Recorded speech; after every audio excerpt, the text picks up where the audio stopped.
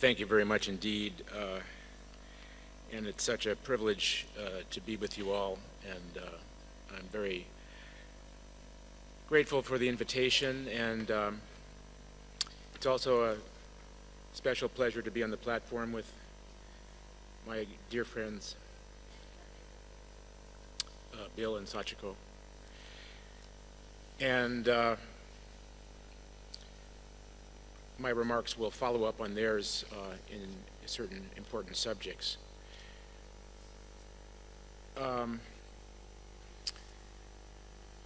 We have been talking for the last few days. I'm just joining you rather late today to join the conversation about the intellectual, educational, cultural, spiritual legacy of Kenan Rifai. His impact is quite evident today in a rich collection of programs that have been supported by the Turkish Women Cultural Association and other friends and supporters over the past decade. And I have been fortunate to participate in many of these events during the past 10 years. It seems to me that the key themes that emerge from these events have been a linkage of two important forces.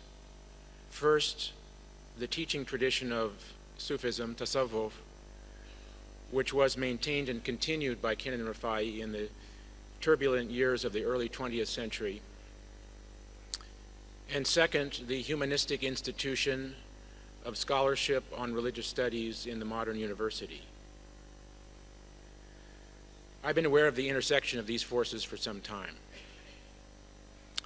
As many of you know, my own teacher in the academy was the late Professor Annemarie Schimmel, which my friend Jim Morris mentioned earlier today, who had such a strong connection to Turkey and its spiritual culture. And it's significant that her engagement with the world of Turkish Sufism came with the help of Samiha Ayverdi, a key figure in the line of Kenan Rifai and a founder of Turkkad. Indeed, Annemarie dedicated her book, My Soul is a Woman, to the memory of Samiha Ayverdi.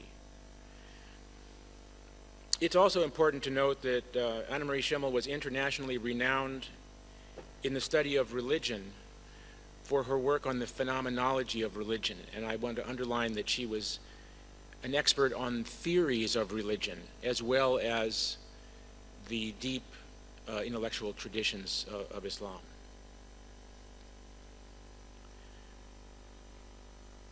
Kenan Rifai as a teacher had an impact through his personal contact with numerous students and also through a number of his literary productions which have been discussed in other papers of the conference, including the commentary on the Masnawi. I'd like to just start off with a couple of brief remarks on passages in the Masnawi that reveal some important insights into his philosophy of teaching, and then I would like to connect those to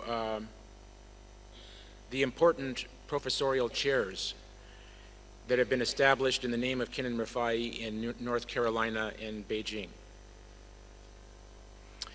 It's my belief that these academic endowments, named after this modern Sufi leader, can serve as the focus of significant new initiatives in international education that will connect us in ways that have not been previously attempted.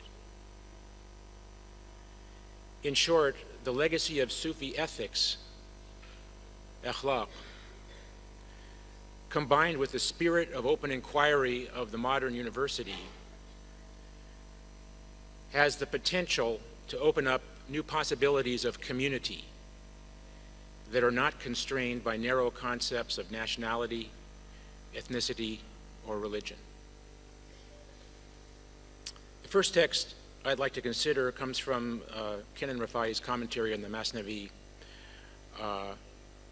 And in that great classic of Sufi literature, it's very striking the number of passages that feature dramatic conversations between Rumi and his leading disciple, Husamuddin Chelebi.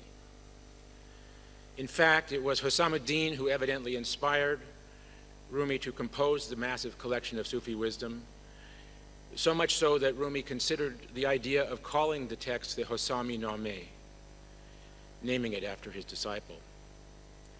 While there are a number of remarkable exchanges between Rumi and Husamuddin in the Masnawi, I would just like to mention two that have special reference to the concept of pedagogy, of teaching. Here's one example. As is well known, of course, Rumi had a very special relationship with Shams Tabrizi,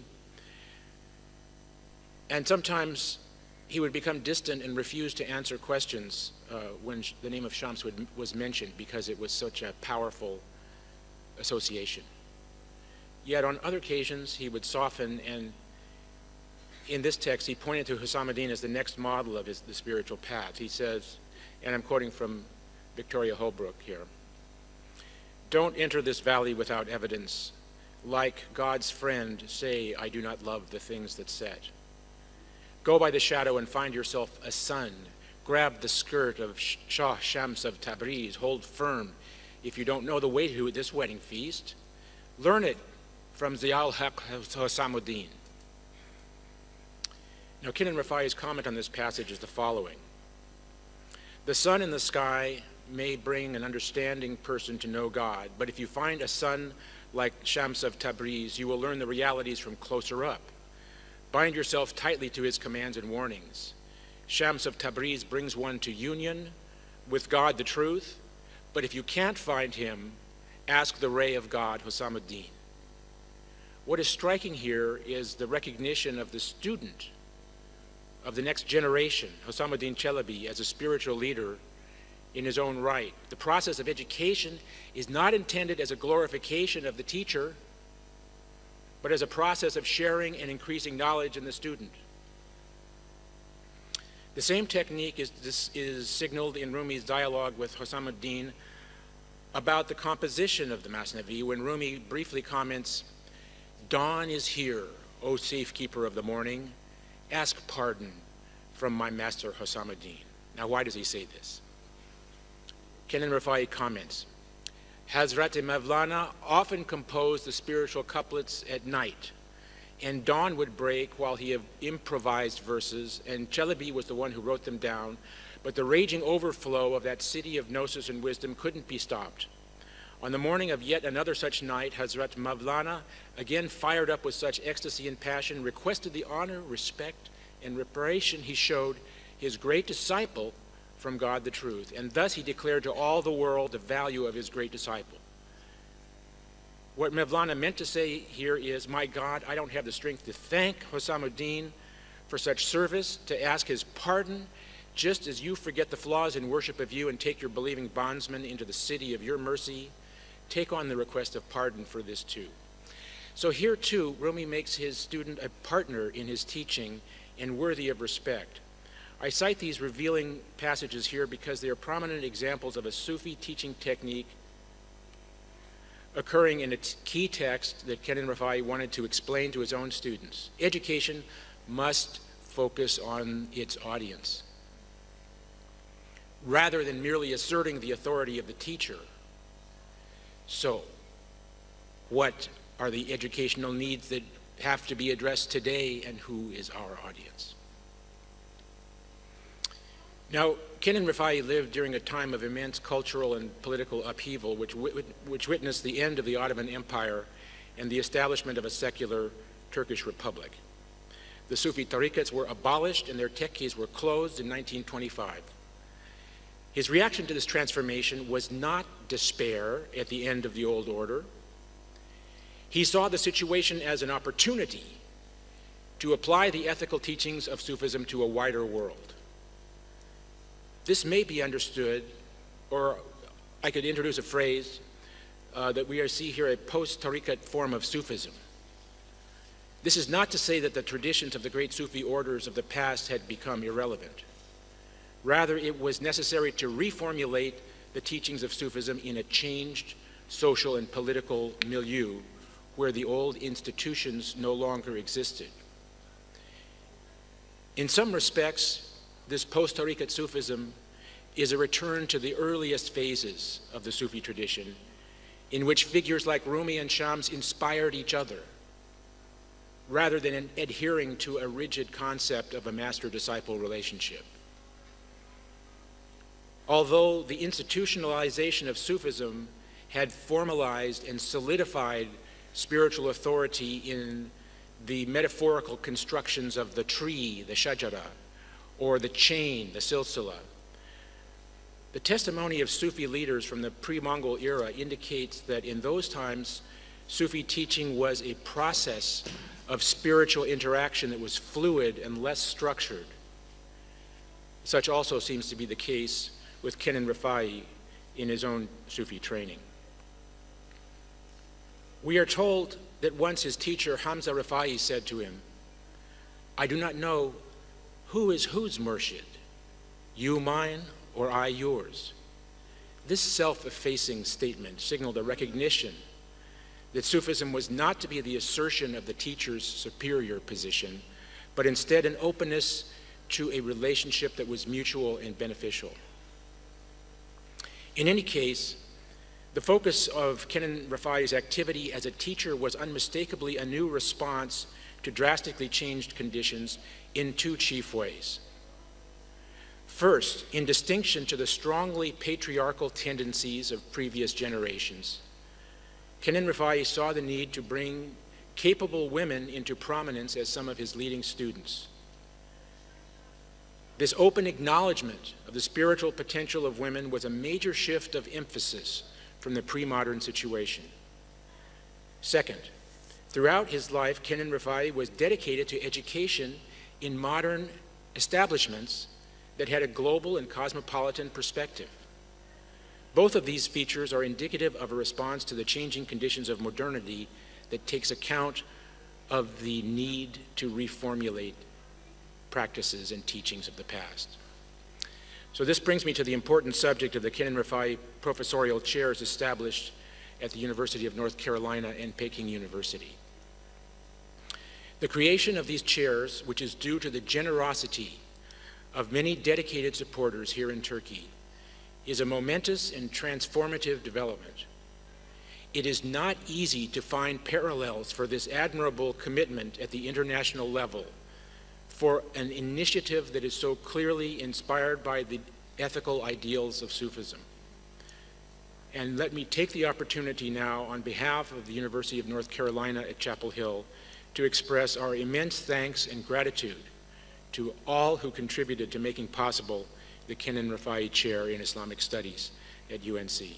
And I bear very warm greetings from Professor Juliana Hammer, the inaugural holder of the chair, who unfortunately could not be with us on this occasion because of health reasons.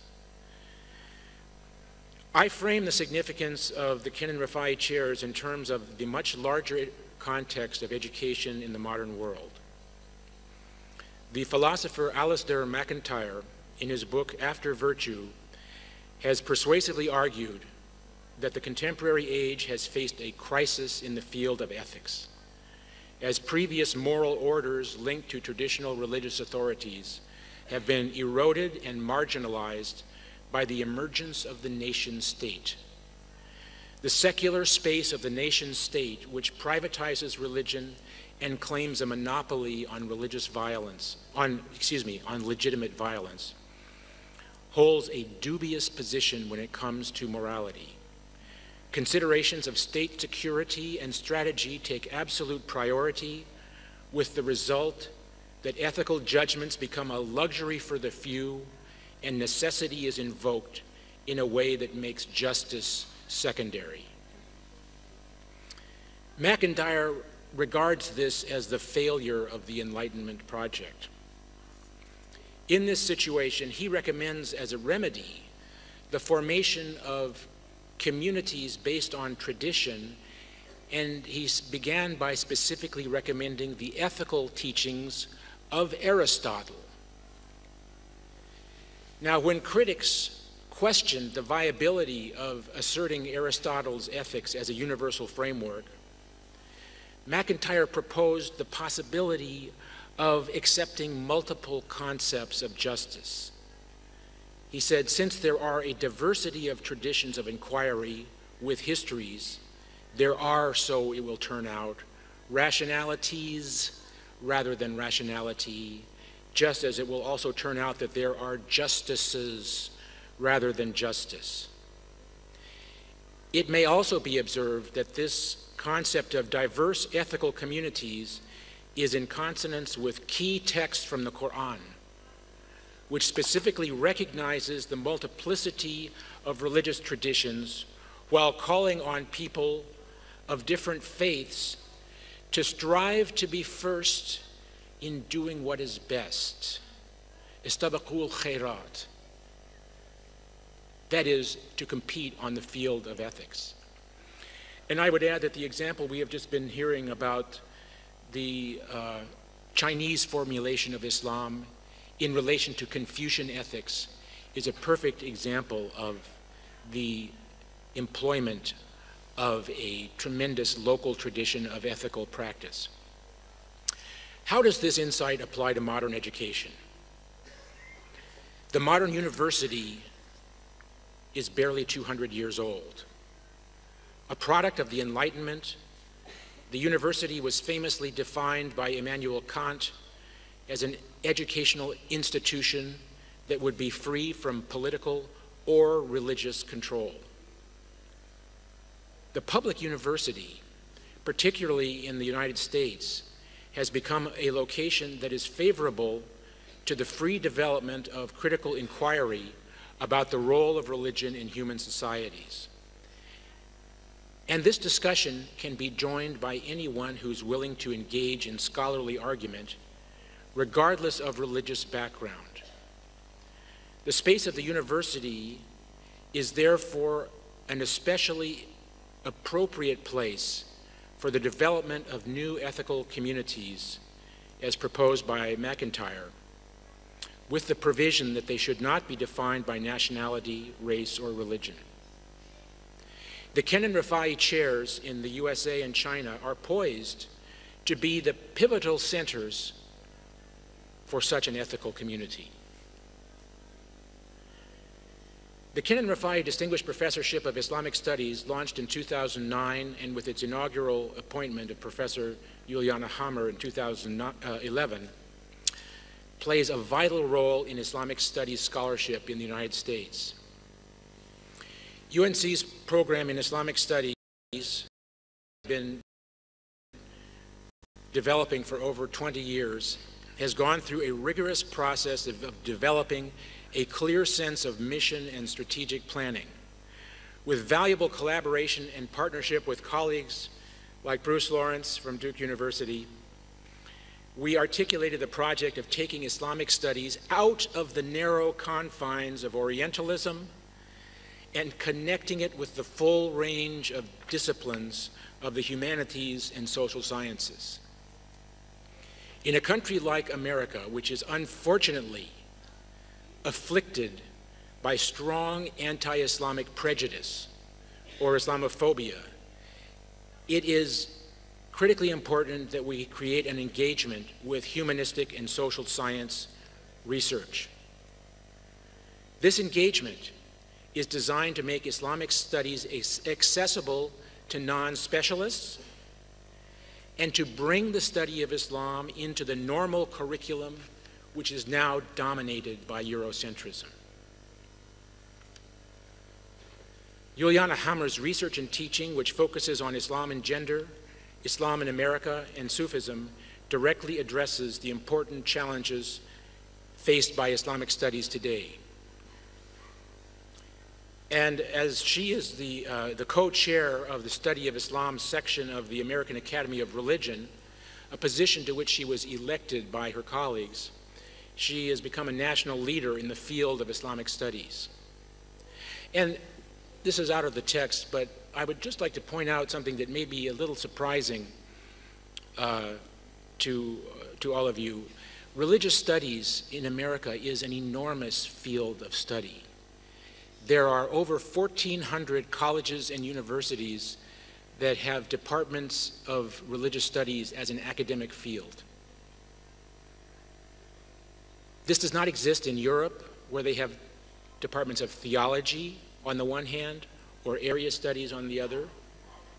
But the academic study of religion connected to the humanities and social sciences is a very American way of dealing with pluralism and diversity. Now, I'm proud to say that in our own program, 9 scholars of Islamic studies have graduated with a PhD from UNC since 2003. And we currently have 10 more studying with us at various stages of the PhD.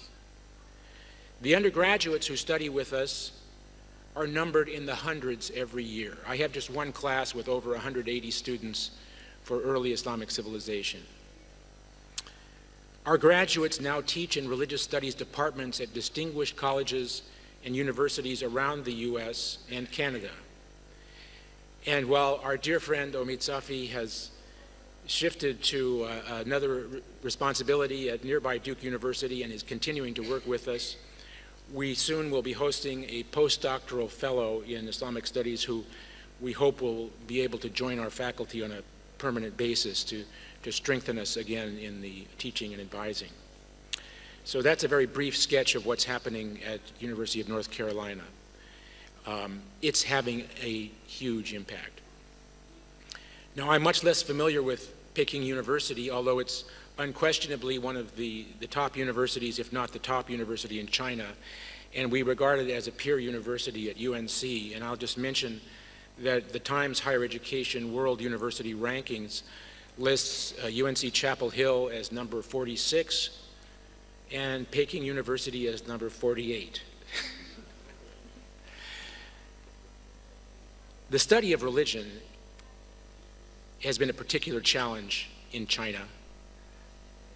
As Bill and Sachiko's paper has pointed out, the Maoist revolution, official policies suppressing religion, combined with a very distinctive cultural history. In other words, Chinese intellectuals were not actually sure if the concept of religion really applied in China.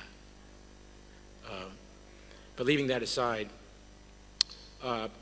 many Chinese intellectuals do not have the tools to understand religion from an academic perspective.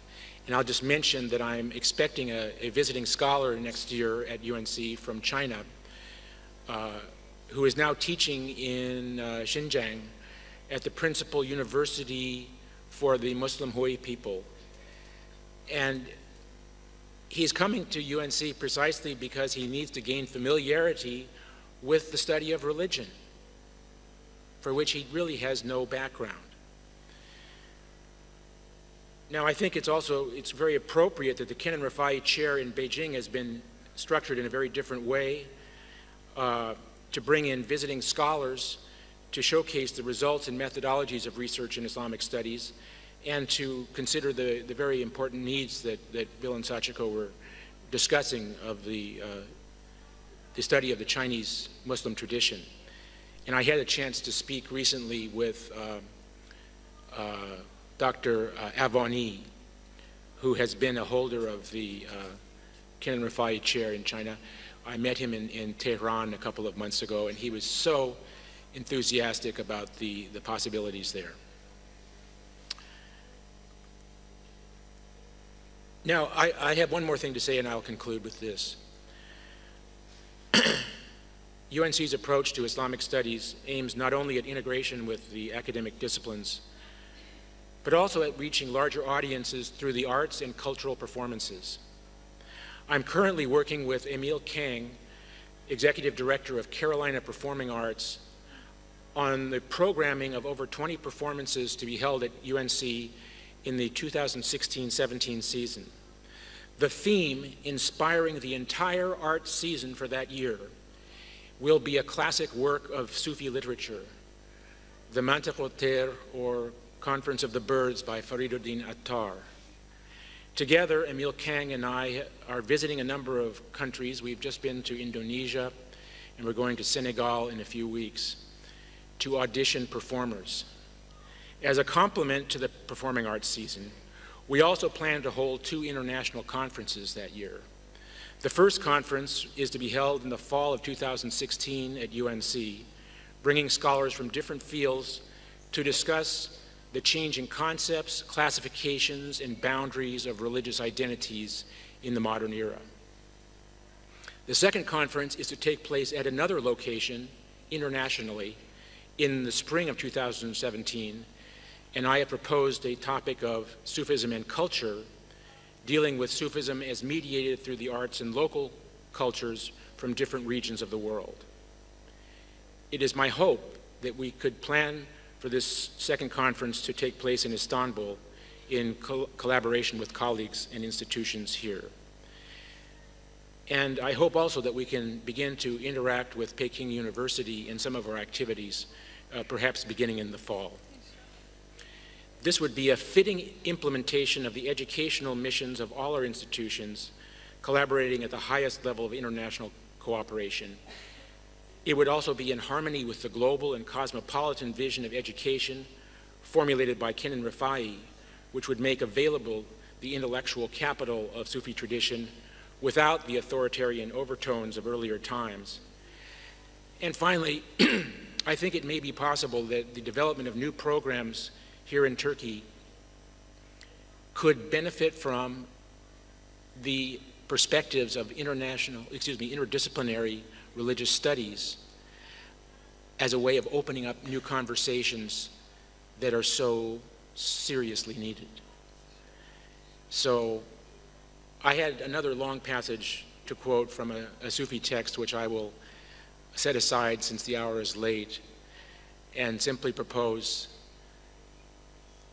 we have an immense opportunity ahead of us. And we have been shown the way by the establishment of this partnership starting in Turkey and extending to Chapel Hill and Peking. And I am looking forward to working with you on this amazing possibility. Thank you very much.